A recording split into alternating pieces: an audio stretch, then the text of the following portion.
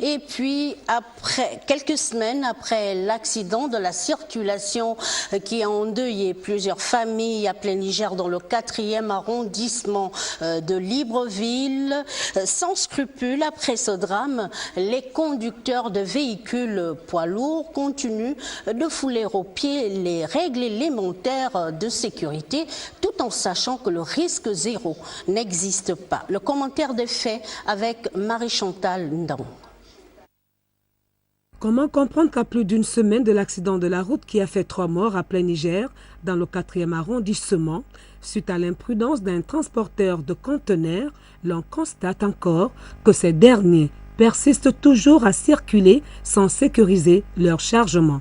Ces poids lourds-là, qui non seulement ils dégradent les voies publiques, mais en plus ils ne tiennent pas compte des règles minimales de sécurité. Donc c'est un constat amer. Je me rappelle qu'auparavant, les poids lourds avaient un moment bien précis pour circuler. Mais on se rend compte que non seulement ce n'est pas respecté, et aujourd'hui, nous sommes exposés à beaucoup de dangers. Et on compte sur les pouvoirs publics pour essayer de trouver une solution. Parce que lorsqu'il y a des pertes en vie humaine, nous on se demande quel rôle jouent les pouvoirs publics. Et pourtant, les textes ne sont pas mieux à ce sujet. En ce qui concerne la sécurisation des gros porteurs dans le cadre de transport exceptionnel, donc les plateaux, les grumiers, l'arrimage est de rigueur. Qu'est-ce qu'on entend par de rigueur? C'est-à-dire tout ce qui est posé sur un plateau d'un transport exceptionnel doit être arrimé, donc avec des sangles pour éviter le basculement de ces gros matériels-là.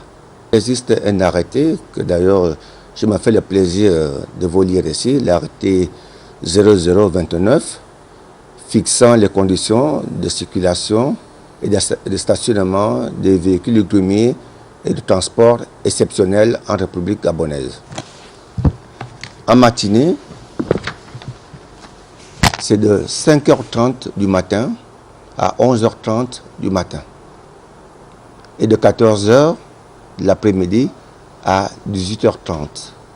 Les usagers ou les sociétés qui ne respectent pas ces conditions-là peuvent être passibles à des amendes prévues par la loi. Il serait souhaitable que les services compétents revoient les horaires permettant à ces gros porteurs de circuler dans le strict respect de la réglementation en vigueur.